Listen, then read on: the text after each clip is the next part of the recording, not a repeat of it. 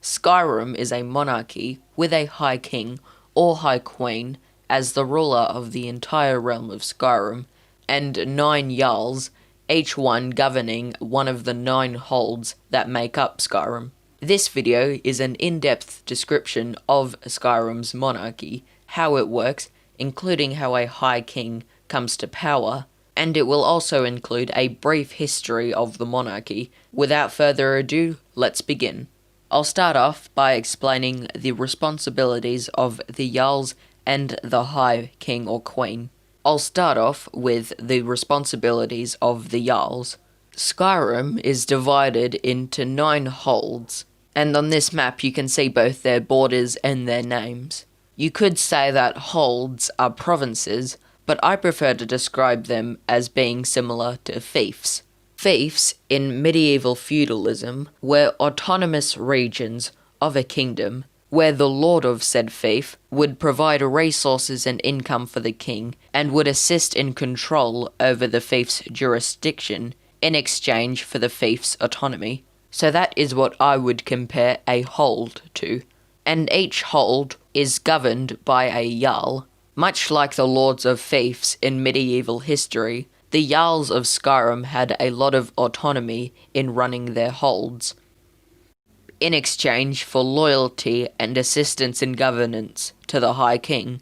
The Jarl's duties are usually minor political matters that only affect their hold, including law enforcement and trade with other holds. But of course, there are exceptions to this. The obvious ones, for example, where the High King or Queen needs the Jarls to assemble an army. But there's also one other exception that's not so obvious, which I'll talk about when I talk about the High King or Queen. But alas, to assist in his duties, a Jarl has a court, or a cabinet of officials, who, like in any political cabinet, assist the Jarl with specific portfolios.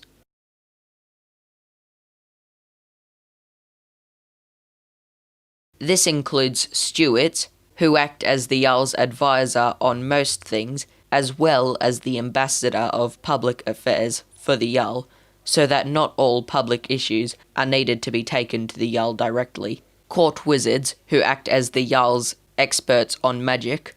Housecarls, the personal bodyguards of both the Jarls and their cabinets. Thanes, who are appointed by the Jarl to act as advisors and counsellors for various portfolios, and the title of Thane is the only title within the Jarl's cabinet that the Dragonborn themselves can obtain.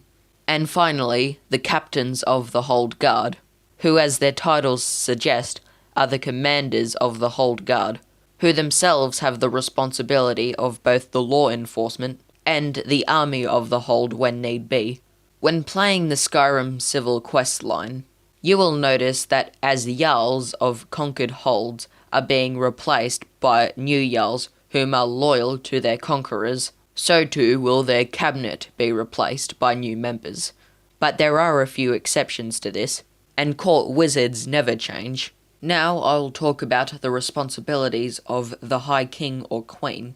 Due that each of the holds have a high amount of autonomy, the High King or Queen would rarely involve themselves with matters that only affect specific holds, and instead would usually only deal with matters that affect Skyrim as a whole, including international trade and international warfare. There's nothing that I know of that describes the cabinet that the High King himself would have, and I would assume that it's very similar to the ones that each of the Jarls have, except that this one would involve the Jarls themselves. Now I'm going to talk about how both a Jarl and a High King or Queen comes to power. I'll start with the Jarls. The position of a Jarl is always hereditary, which in this instance means that the position of a Jarl is inherited by the previous Jarl's oldest child. However, the difference between inheriting the position of a Skyrim Jarl and inheriting similar titles in our real world is that daughters are equal in the line of succession. In most monarchies and feudal nobility roles, both in the Elder Scrolls universe and in our own universe, the line of succession always leads to the eldest son, not the eldest child. So if a king were to merely have two children, one is the oldest sister and two is the youngest brother, the younger brother would be the one inheriting the title because he is the eldest son.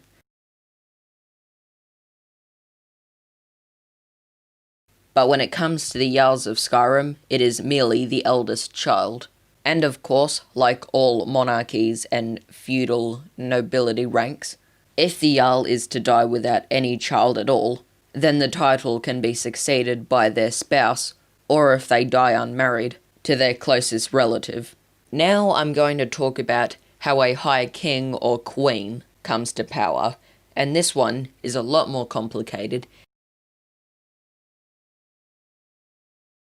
Usually, like the title of a Jarl, the title of a High King or Queen is hereditary, but remember before when I mentioned that although Jarls usually take care of merely regional matters, there is one matter that affects the entire realm of Skyrim. Well, that happens when the High King or Queen dies with no successor. When this is the case, the 9 Jarls come together to hold a moot, which is a vote to elect a new High King, and the candidates are usually some of said Jarls. High King Torygg is a pretty interesting case, because a moot was held to elect him as the new High King, except he was the son of the previous High King, so the title of the next High King was his God-given right regardless. And unfortunately there isn't an answer, at least not one that I know of, that is the case. And speaking of Torygg, another way a High King can come to power is to challenge the current High King to a duel of arms, like how Ulfric challenged Torygg. If the High King accepts, then they duel, and whoever wins the title of High King. But if the High King refuses, then the challenger can call for a moot instead. Despite that Ulfric killed Torygg in their duel, this duel does not necessarily have to be to the death.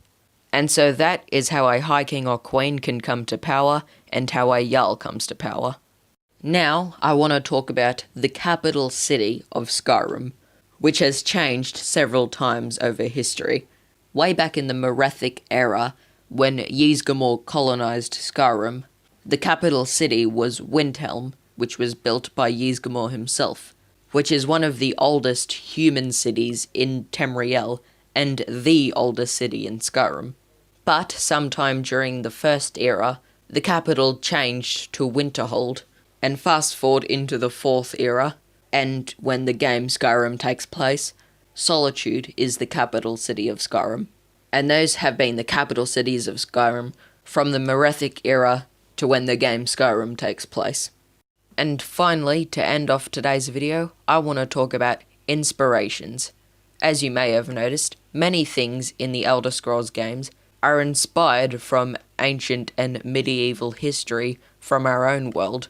For example, there are countless similarities between the Cyrodiilic Empire and our Roman Empire, and the Jarls and the High King and Queen are examples of historical inspirations.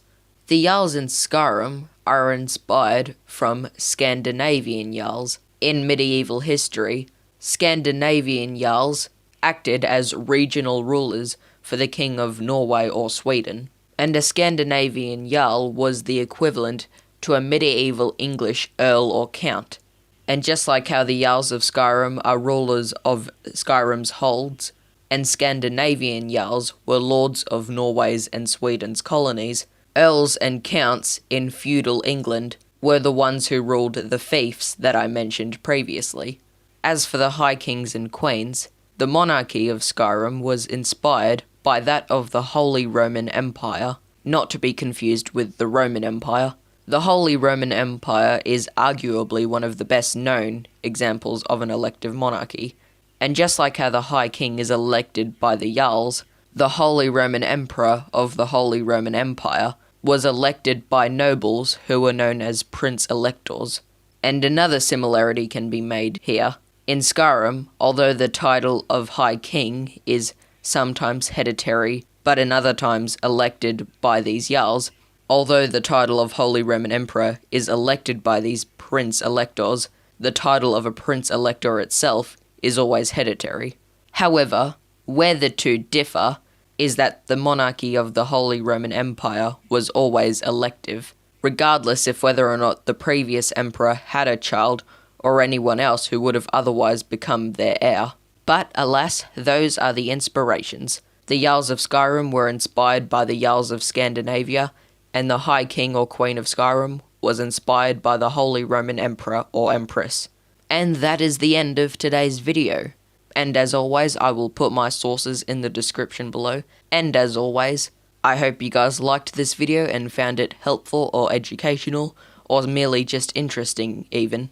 And I will see you guys in the next video.